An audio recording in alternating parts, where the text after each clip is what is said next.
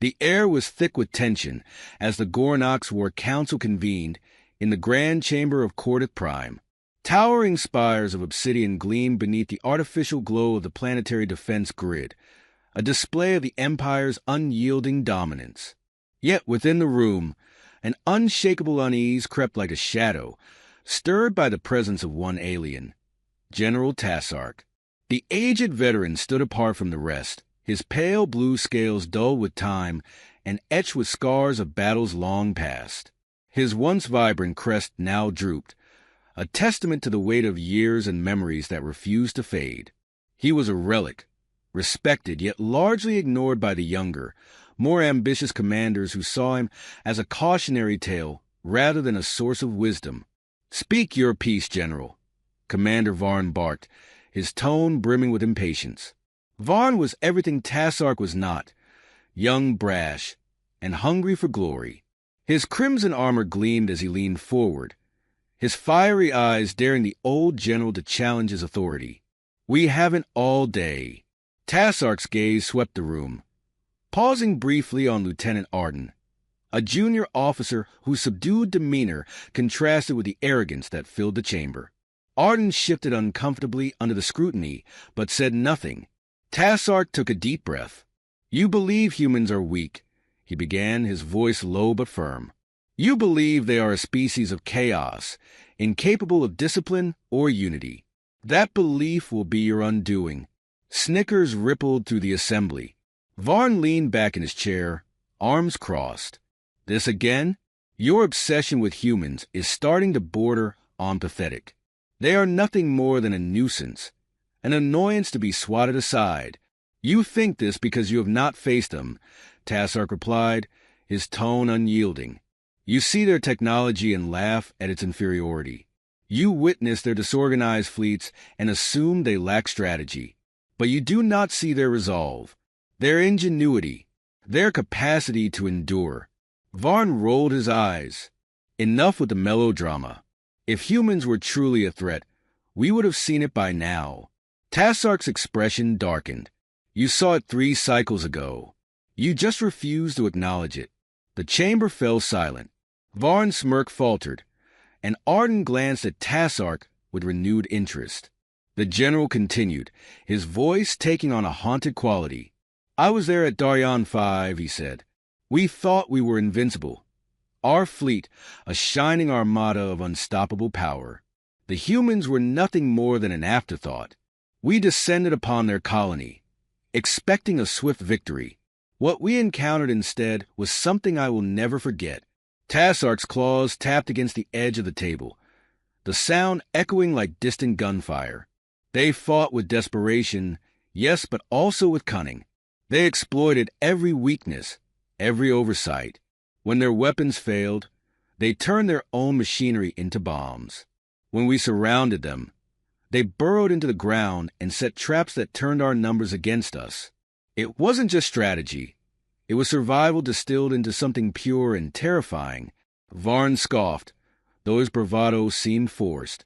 "And yet, here you stand, a survivor of their so-called wrath. If they were as dangerous as you claim, you wouldn't be here to tell your tale." "I survived because they allowed me to," Tassark said coldly. "I watched as they dismantled our fleet piece by piece, not out of cruelty but precision. They spared those they deemed non-combatants, even as they slaughtered the rest. And when they had won, they left a single ship intact, mine. They sent me back with a message.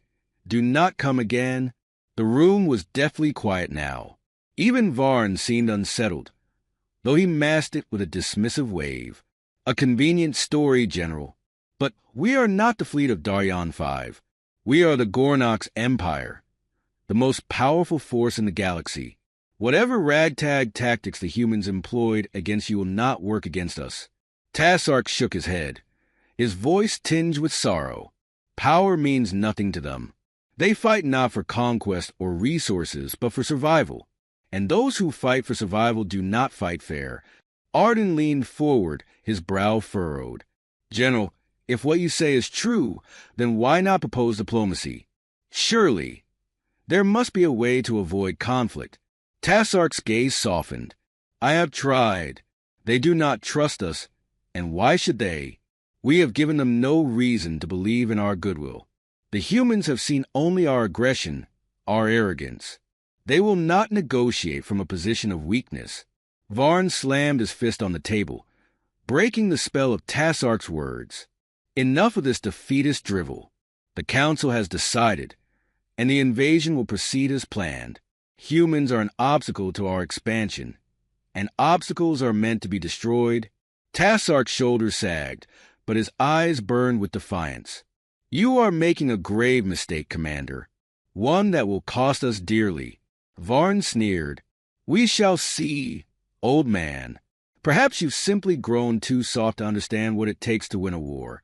The assembly began to disperse, the hum of dissent fading as officers filed out of the chamber. Arden lingered, his eyes fixed on Tassark. General, he said quietly, do you truly believe we cannot win? Tassark met his gaze, his voice heavy with conviction. Winning is not the question, Lieutenant. The question is whether we can survive what comes next. Arden nodded slowly, a flicker of doubt crossing his features. Without another word, he turned and left, leaving Tassark alone in the empty chamber. The old general closed his eyes, the memories of Daryon, 5 surging to the surface. He could still hear the screams, still feel the heat of the fires that consumed his comrades. As the door hissed shut behind him, Tassark whispered to himself, I warned them. May the gods have mercy, for the humans will not. The human colony of New Horizon had always been a beacon of progress, its domed cities glinting under the pale light of twin suns. But now, the air was thick with smoke, and the ground trembled with the echoes of destruction. The Gornok's assault was swift and merciless.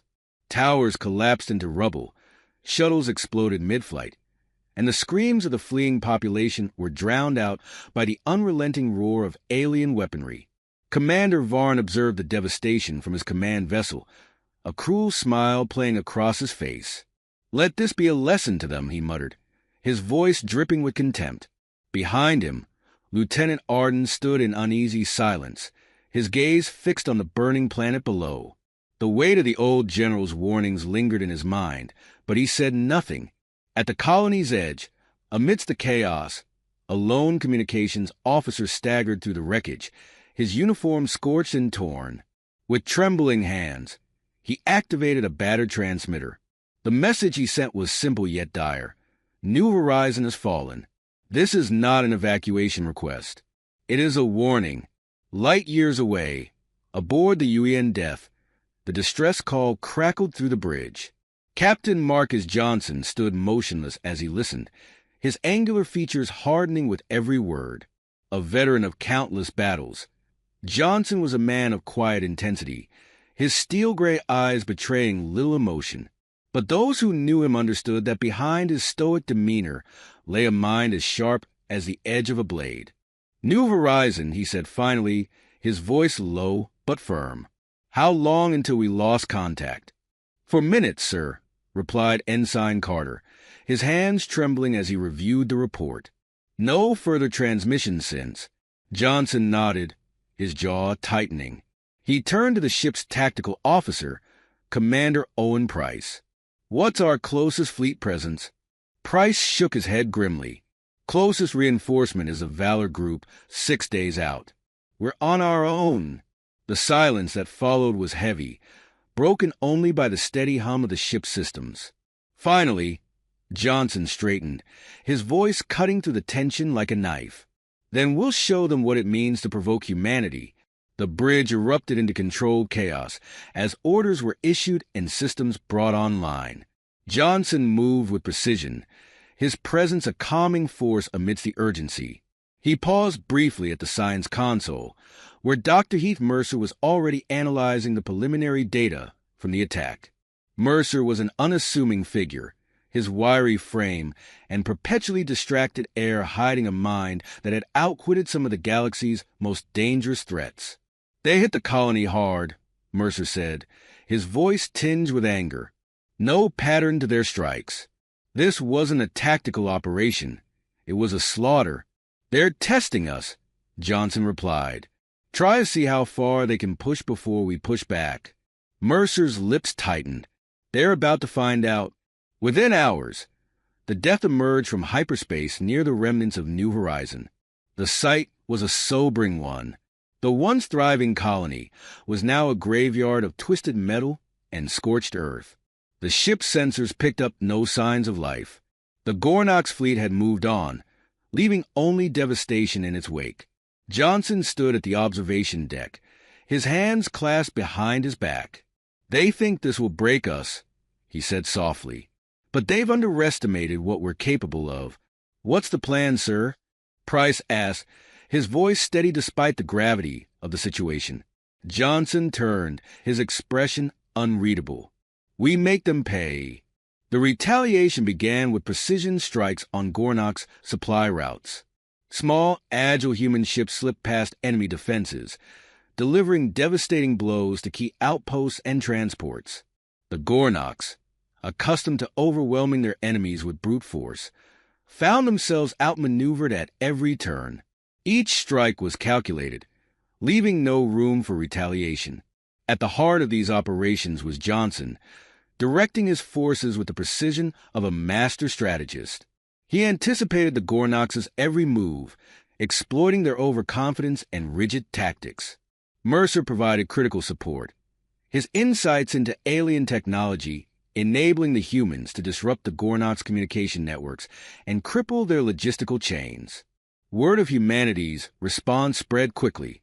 Among the Gornox forces, fear began to take root.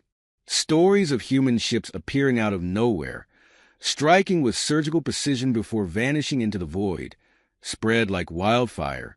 Even Varn, who had dismissed humanity as insignificant, began to feel the pressure. He issued orders for a counteroffensive, but his commanders hesitated, their confidence shaken. Back aboard the Death, Johnson and Mercer pored over the latest intelligence. "They're regrouping," Mercer said, pointing to a cluster of enemy ships on the holographic map. "Looks like they're planning a large-scale offensive." "Let them come," Johnson replied. "We'll be ready." As the humans prepared for the next phase of their campaign, tensions among the Gornox command continued to grow. Arden, who had been silently observing the unfolding disaster, finally spoke up. "Commander," he said cautiously, "perhaps it's time we reevaluate our strategy. The humans are not the easy target we assumed." Varn's eyes narrowed. "Are you suggesting we retreat?" "I'm suggesting we consider the possibility that General Tassark was right," Arden replied. "This isn't a war we can win through sheer force." Varn's response was a harsh laugh. "You sound like the old fool himself. We are the Gornox Empire. We do not retreat. We do not cower before lesser beings." "Then what do we do?" Arden asked, his voice rising. "Wait until they dismantle us piece by piece." Varn glared at him, but said nothing. The silence that followed was more damning than any argument. On the other side of the conflict, Johnson stood in the dimly lit war room, his gaze fixed on the tactical display. He could feel the weight of every decision pressing down on him. But he refused to falter. Humanity's survival depended on him, and he would not let them down. Mercer approached, his expression grim. "The Gornox will escalate. They won't take these losses lying down." "I'm counting on it," Johnson said, his tone cold. "Let them come to us. We'll make this their last mistake."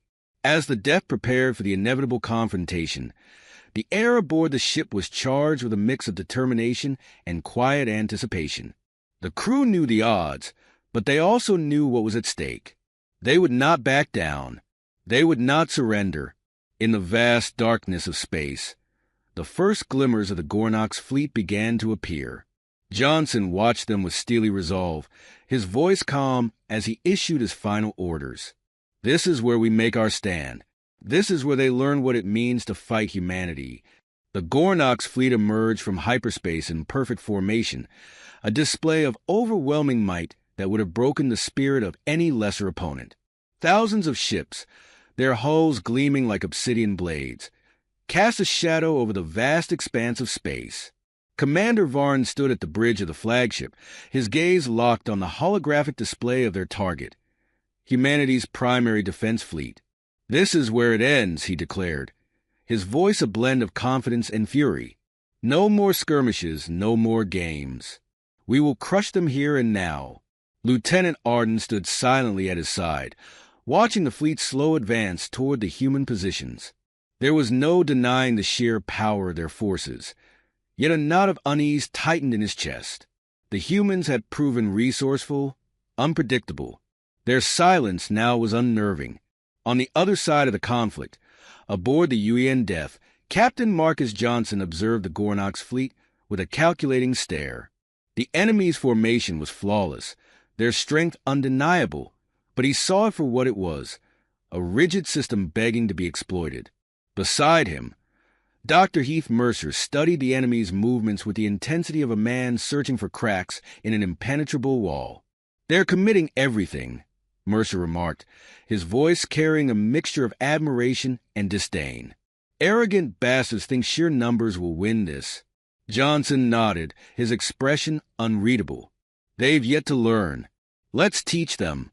The humans' first move came not from their ships, but through the digital ether. Mercer's team, a group of cyber warfare specialists working tirelessly in the background, launched a series of precision strikes against the Gornox fleet systems.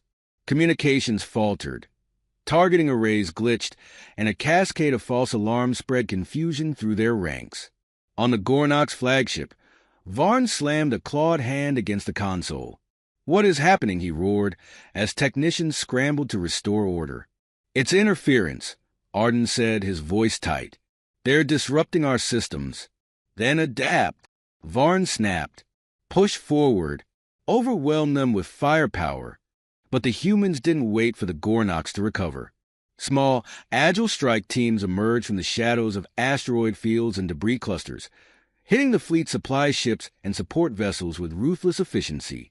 The Gornox, accustomed to head-on battles, found themselves blindsided by the guerrilla tactics. Every engagement left them bleeding resources and morale. Arden, watching the chaos unfold, turned to Varn. "We need to regroup. This isn't a fight we're prepared for." Varn's fiery eyes burned with indignation. "You sound like Tassark, weak, defeatist. We do not retreat." "This isn't retreat," Arden argued. "It's survival. They're picking us apart."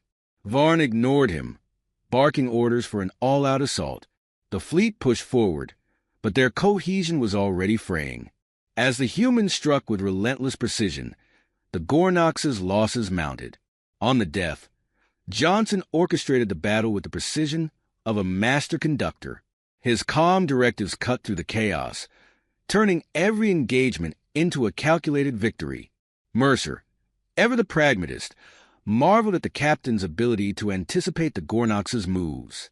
"They're folding faster than I expected," Mercer remarked, his tone tinged with satisfaction.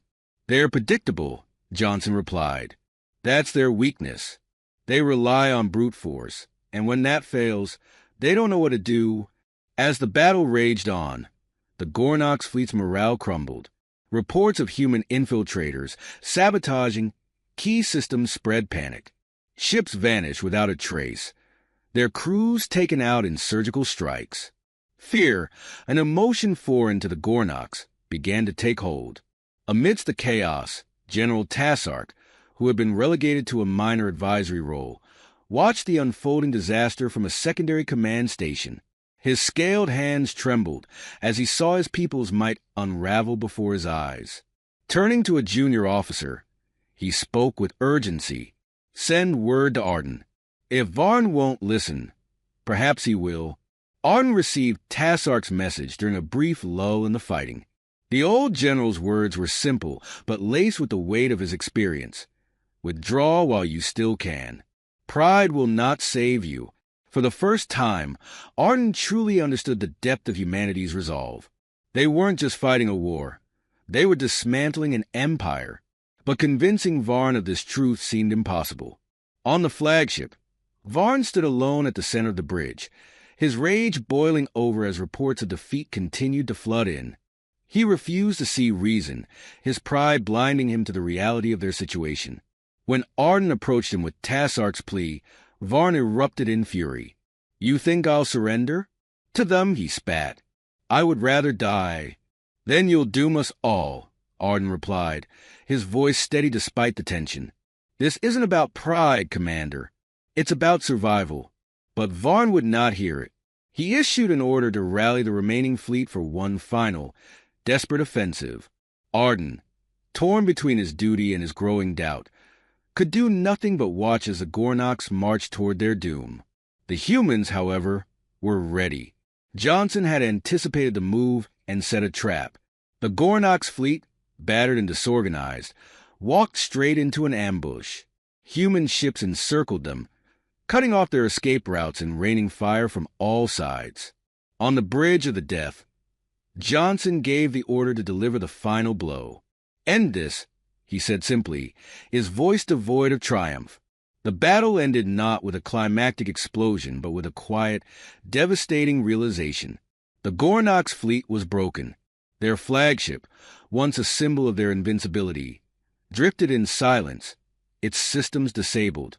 As the wreckage of the battle settled, Johnson turned to Mercer. "Send a message to the survivors. They have one chance to surrender." Mercer nodded, his expression grim. "And if they don't?" Johnson's gaze was as cold as the void. "Then they'll leave us no choice." The Gornoks, for all their strength, had been brought to their knees.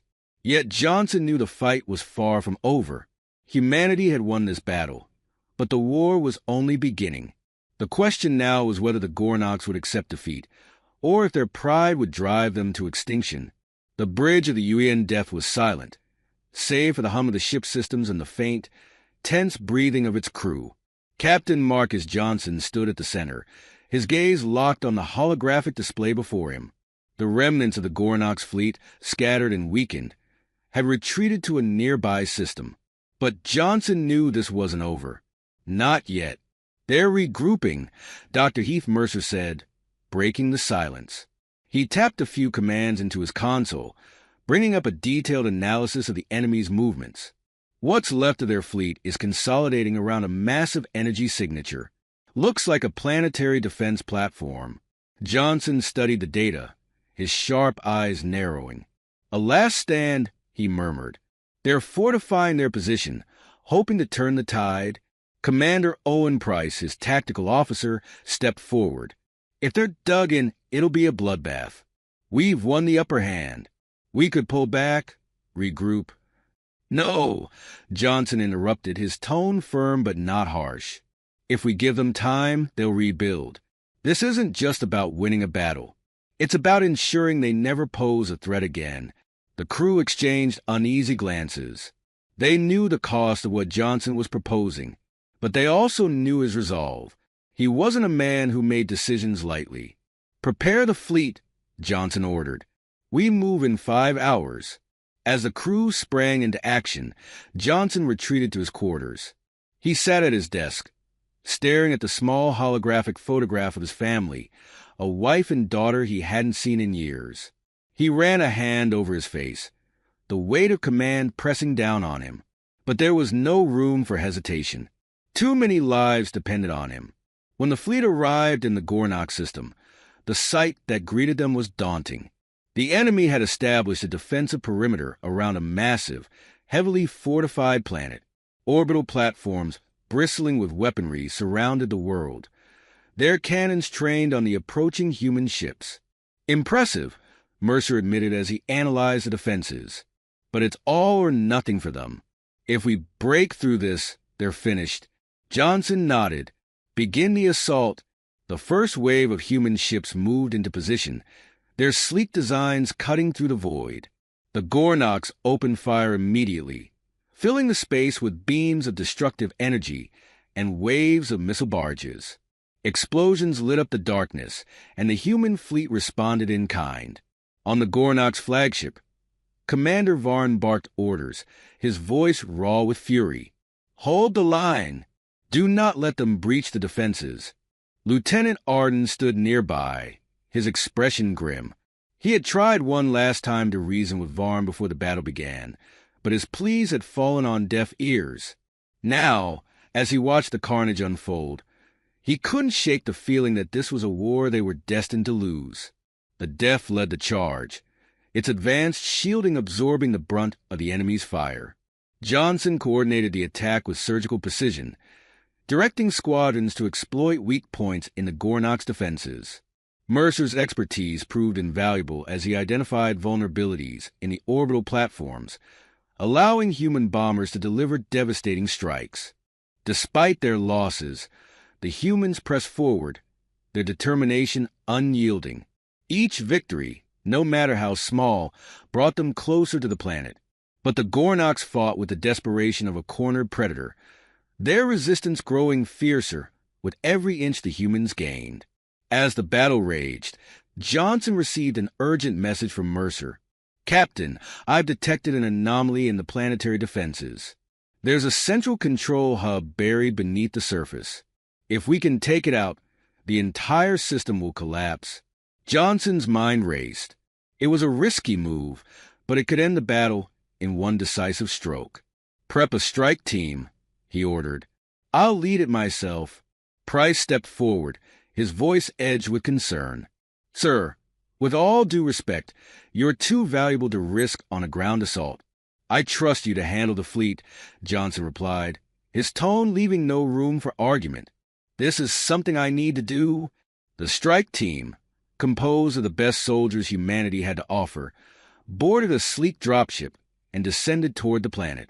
Anti-aircraft fire lit up the sky as they weaved through the chaos, narrowly avoiding destruction.